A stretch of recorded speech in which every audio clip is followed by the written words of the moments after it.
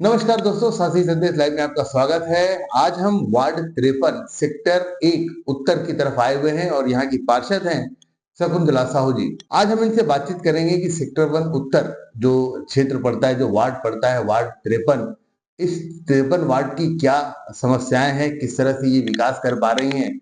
और चूंकि ये भारतीय जनता पार्टी से समर्थित है, तो भारतीय जनता पार्टी की जो सरकार है, जो प्रदेश में है, उनका कैसा सहयोग मिल पा रहा है। शकुंतला जी, सबसे पहले आपका स्वागत है हमारे चैनल में। नमस्कार। शकुंतला जी बताएंगे, आप इसके पहले 3 बार 2 बार और पार्षद रही हैं अलग अलग वार्ड से, और हमें जैसा पता है कि आप पहले एक सामाजिक कार्यकर्ता भी थी, आप अपने समाज की महिला विंग की अध्यक्ष थी। तो सामाजिक से राजनीतिक तक का सफर किस तरह से पूरा हुआ? पहले गृहिणी थी मैं, और उसके बाद साहू समाज भिलाई नगर की संगठन में जुड़ी। तो संगठन में जुड़ने के बाद भिलाई नगर साहू मित्र सभा महिला विंग की अध्यक्ष बनी। अध्यक्ष बनने के बाद मैं पूरी भिलाई को 18 यूनिट में बांटी हूँ, पूरी महिलाओं को संगठित की हूँ। इसके बाद संगठन के कार्य करते करते करते करते जिला सह संयोजिका बनी साहू समाज के। इसके बाद मन में विचार आया कि सामाजिक कार्य तो कर चुकी, मैं बहुत सेवा कर चुकी हूँ। इसके बाद सोची मैं कि क्यों ना राजनीति में प्रवेश किया जाए, क्योंकि समाज ही राजनीति की सीढ़ी है। इसलिए मैंने राजनीति में 92 में ज्वाइन की। 92 से आज तक से लगातार भारतीय जनता पार्टी के संगठन में मैं कार्य कर रही हूँ, और अभी सेक्टर 1 की पार्षद हूँ। जैसा आप बता रहे हैं कि पहले आप सामाजिक कार्यकर्ता थी, अपने समाज के अध्यक्ष की, महिला विंग की, तो आज जब आप राजनीतिक क्षेत्र में हैं, एक पार्षद हैं, तो अब समाज को कैसा आप अपना 100% दे पा रही हैं? समाज की अभी क्या स्थिति है? आप अध्यक्ष थे उस समय, आज आप कितना सहयोग कर पा रही समाज को? समाज में समय समय में अतिथि के रूप में बुलाते हैं, और समाज भिलाई नगर साहू समाज में दौरा भी करती हूँ, महिलाओं से मिलती भी हूँ, मेरे सामाजिक भाइयों से भी मिलती हूँ, और सलाह भी देती हूँ कि संगठित रहिए करके। संगठन में बल है, इसलिए संगठित रहिए, किसी से डरने की जरूरत नहीं है छत्तीसगढ़ में। लोग ऐसा कहते हैं, हमने भी ऐसा सुना है, लोग कहते हैं कि महिलाओं का राजनीति में आना अच्छा नहीं होता। कितना सच्चाई है? महिलाओं का राजनीति में आना अच्छा नहीं होता है, ऐसा मीन माइंड के लोग, पिछड़ा वर्ग के लोग, जो पिछड़े सोच के लोग होते हैं, उन लोग बोलते हैं। जो जिसकी सोच ऊंची है वो नहीं बोलते हैं, जो नहीं समझ पाते हैं राजनीति को, वो लोग बोलते हैं। लेकिन राजनीति खराब चीज नहीं है, वो हमारे ऊपर डिपेंड करता है, महिलाओं के ऊपर डिपेंड करता है कि हम नीट एंड क्लीन कैसे रहें। तो नीट एंड क्लीन हम हैं तो कोई महिला के ऊपर उंगली नहीं उठा सकता। ये मेरा दावा है, ये मेरा चैलेंज है। क्या बात है दर्शकों, आपने सुना, महिलाओं के ऊपर जो दोषारोपण होता है कि महिलाएं राजनीति में नहीं आनी चाहिए, ये अपनी आपका अपना स्वभाव होता है कि आप इस क्षेत्र में आने के बाद आप अपने आप को कैसे सामने रखते हैं। अब जनप्रतिनिधि बनते हैं तो जनता के सामने आप अपने आप को किस तरह से रखते हैं, ये आपकी जिम्मेदारी बनती है। शकुंतला मैडम, अब हम अगर वार्ड की बात करें तो आपके वार्ड में क्या ऐसी समस्याएं हैं? क्योंकि हमने ऐसा सुना है, देखा है कि नगर निगम भिलाई और जो बीएसपी संयंत्र है, प्रबंधन है, इसके बीच में कुछ ना कुछ विवाद होते रहता है, जिसका खामियाजा वार्ड के लोगों को भुगतना पड़ता है, टाउनशिप के लोगों को। तो बताएंगे आपके वार्ड में क्या कुछ ऐसी समस्याएं हैं, या क्या ऐसी आपने उपलब्धि हासिल की? जब नगर निगम बनाने की बात हुई तो मतलब जगह कम पड़ रहा था, जनसंख्या कम पड़ रही थी। तो वैशाली नगर विधानसभा पहले नहीं था, पहले महापौर चुनाव लड़ते थे, वैशाली नगर विधानसभा नहीं था, फिर बना। इसके बाद जगह कम हुआ तो फिर भिलाई स्टील प्लांट के एरिया को हम समाहित किए। तो यहाँ के स्टील प्लांट के जो मुखिया है, उन्होंने कहा कि अगर आप इस हमारे एरिया को, टाउनशिप के एरिया को अगर नगर निगम बनाने के लिए समाहित करेंगे तो एनओसी के बिना आप कोई भी पैसा नहीं लगा सकते हैं। तो अगर समाहित कर ही लिए हैं तो अस्थायी एनओसी उनको देना है। ऐसा लिखा है। तो अस्थायी एनओसी के लिए भी हमको प्रॉब्लम होता है और अस्थायी एनओसी भी नहीं देते हैं। केवल महापौर की बात सुनते हैं और विधायक निधि से अगर पैसा डालने की इच्छुक रहते हैं विधायक लोग, महापौर लोग, सांसद लोग, तो उनको एनओसी मिल जाता है। लेकिन हम लोग हम पार्षद अगर शासन से पैसा लाते हैं तो एनओसी नहीं मिलने के कारण से हम विकास कार्य से वंचित हो जाते हैं। ये बहुत बड़ी समस्या है। और दूसरा, पार्षद निधि में सड़क, बिजली, पानी के अलावा ऐसा कुछ विकास कार्य नहीं किया जाता है, नहीं करने दिया जाता है। अगर हम पोल में बिजली लगाएं करके बोलेंगे, अगर हमारी इच्छा है और जनता की इच्छा है कि पोल में बिजली लगना चाहिए, बीएसपी नहीं लगाई है, तो एक बल्ब भी अगर पार्षद निधि से हम लगाना चाहें तो पार्षद निधि से आप बल्ब नहीं लगा सकते, ऐसा नगर निगम के आयुक्त का कहना है। मैडम, ये तो बहुत बड़ी समस्या है। और अगर समस्याओं की अगर हम बात कर रहे हैं, तो आपके वार्ड में जो सेक्टर 1 उत्तर का एरिया है, इसमें क्या ऐसी मूलभूत समस्याएं हैं जो सुधरनी चाहिए और सुधर नहीं पा रही? मूलभूत समस्या तो बहुत गंभीर समस्या है। ये सेक्टर एरिया में क्वार्टर लाइन से बना हुआ है, अच्छे से बना हुआ है, और सड़क जो है वो पूरी जर्जर हो गया है वार्ड क्रमांक 53 की। मैं नगर सेवा विभाग में कई बार लिखी हूँ, एमडी से भी बात की हूँ, लेकिन मेरे वार्ड में डामरीकरण नहीं किया जा रहा है। ये बहुत बड़ी मूलभूत समस्या है। दूसरा, पूरे सेक्टर 1 की गटर का ढक्कन खुला हुआ है, जिसमें गाय भी गिर जा रहे हैं, कुत्ता भी गिर जा रहे हैं, इंसान, बच्चा भी गिर जा रहे हैं। तो गटर का ढक्कन खुला है, गटर का चेम्बर टूटा हुआ है, और गटर लाइन में पूरा मतलब कब्जा कर लिए हैं, घर बना लिए हैं। तो इसमें राजनीतिकरण हो जाता है। अगर पाइपलाइन चेंज करेंगे करके मैं लिखती हूँ, तो फिर नगर सेवा विभाग आती है, जांच करती है, और मैं नया पाइप मतलब लगा सकता हूँ, लगाऊंगा बोलते हैं, स्टील प्लांट। तो ये इसमें राजनीतिक के शिकार हो जाते हैं पार्षद लोग। लगाना हम चाहते हैं पाइपलाइन, ये स्टेट ऑफिस के जो एमडी है, जो भी बड़े बड़े अधिकारी है, वो भी पाइपलाइन बदलना चाहते हैं, लेकिन घर बना लिए हैं, अस्थायी घर बना लिए हैं, स्थायी घर बना लिए हैं, लेंटर भी कर लिए हैं। इसको ना नगर सेवा विभाग बलपूर्वक नहीं तोड़ रही है, इसमें दबाव है, राजनीतिक दबाव है। मतलब अवैध कब्जे बहुत ज्यादा हैं, इस वजह से काम नहीं हो पा रहा है। अवैध कब्जे तो है ही हैं, खाली जगह को भी कब्जा किए हैं, लेकिन गटर लाइन को भी कब्जा कर लिए हैं। दोस्तों, मंशा ही नहीं है काम करने की तो काम कैसे होगा? और ये सिर्फ एक सेक्टर का हाल नहीं है, टाउनशिप के सभी सेक्टरों का यही हाल है।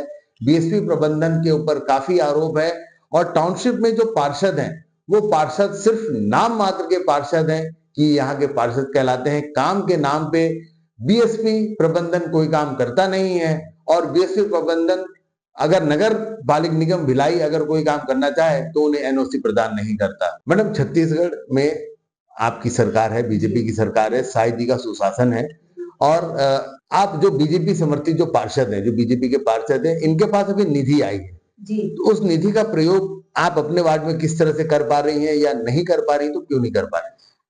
पार्षद निधि तो कंपलसरी हम लोग को मिलता है, इसमें विकास कार्य एनओसी नहीं मिलने के कारण तो नहीं हो पाता है। दूसरा, मूलभूत नहीं दिया जाता है। अभी तक से 3 साल से मैं पार्षद हूँ, ये चौथा साल है, मूलभूत की निधि नहीं मिली है, इसमें दुख की बात है।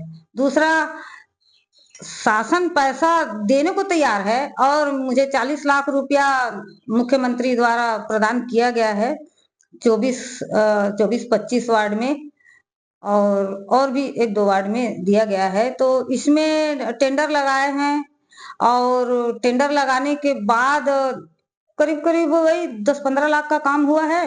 उसके बाद बिल के लिए लग गया है, रनिंग बिल के बहाने बिल बना दिए हैं, और पूरा कहीं पर लॉकिंग नहीं किया है पेवर ब्लॉक का, तो कहीं पर ऊपर नीचे लगा दिया है, और कहीं पेवर ब्लॉक लगाने के कारण ब्लॉक में पानी भर रहा है, और ना ही मेरी बात ठेकेदार सुन रहा है, ना ही राजीव पांडे जी कमिश्नर जी है वो ध्यान दे रहे हैं। वो तो और बिल्कुल भी ध्यान नहीं दे रहे हैं। मैं कई बार लेटर लिखी हूँ, लेकिन राजीव पांडे जो नगर निगम के कमिश्नर है वो ध्यान नहीं दे रहे हैं, इंजीनियर ध्यान नहीं दे रहा है, कमिश्नर या सतीश यादव जी ध्यान नहीं दे रहे हैं, एई भी ध्यान नहीं दे रहे हैं, कोई भी भारतीय जनता पार्टी के पार्षद को ध्यान नहीं दे रहे हैं, उसकी बात को नहीं सुना जा रहा है। आज भी कांग्रेस का राज चल रहा है, वहां पर महापौर की बात सुनी जाती है, पूरी अधिकारी आज भारतीय जनता पार्टी के कोई पार्षद का बात को कोई अधिकारी नगर निगम के नहीं सुन रहे हैं।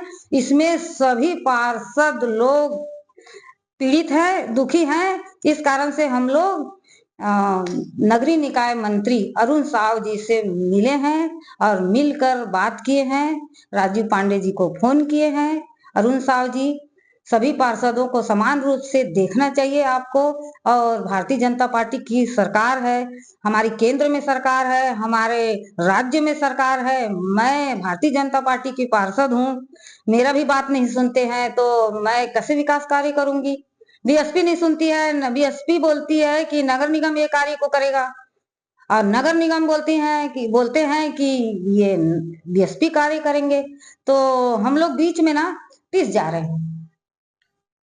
दोस्तों, बीएसपी प्रबंधन तो काम कर नहीं रही है, आश्वासन दे रही है, लेकिन बात अगर नगर पालिक निगम भिलाई के आयुक्त की कहें तो उनकी, जैसा मैडम बता रही है कि उनकी ऐसी हठ धर्मिता है, उन्होंने क्या ठान रखा है पता नहीं, कि किसी भी पार्षद की बात वो सुनते ही नहीं है। इनके वार्ड में पेवर ब्लॉक का काम चल रहा है, जो 40 लाख की निधि इन्हें छत्तीसगढ़ शासन से प्राप्त हुई है, सभी भारतीय जनता पार्टी के जो पार्षद उनको प्राप्त हुई है, लेकिन वो काम भी ठीक से नहीं हो रहा है। और जिसकी शिकायत करने पर भी आंखें मूंद के कान में तेल डालकर बैठे हुए हैं हमारे नगर पालिक निगम भिलाई के आयुक्त राजीव पांडे। तो ऐसे में आप खुद सोचिए कि किसी भी वार्ड में कोई भी विकास कार्य गुणवत्ता पूर्वक कैसे हो सकता है, ये आपको सोचना पड़ेगा। मैडम, कुछ शिकायतें और भी हैं। हमने ऐसा सुना है कि आपके वार्ड में कई बार ऐसे विकास के कार्यों के लिए मद जारी हुआ, पैसे मिले, लेकिन वो न तो वो कार्य हुआ न वो पैसे मिले। वो आखिर वो कार्य गया कहाँ और कैसे गया? मेरे वार्ड में मेन रोड के नीचे जो प्लांट है उसके बाजू में फायर ब्रिगेड मैदान का बहुत बड़ा जगह खाली है। वहां पर 17 लाख का बजट आया हुआ था शासन द्वारा। उसको ना स्थानांतरण करके खुर्सी पार में ले गए। दूसरा 17 लाख का और टेंडर लगा, लेकिन 2 जगह का टेंडर लगा था। ये शनिवार बाजार जो सड़क नंबर 26 में है उसको गणेश मंच का विस्तारीकरण का, और फायर ब्रिगेड मैदान में माता रानी का विस्तारीकरण का।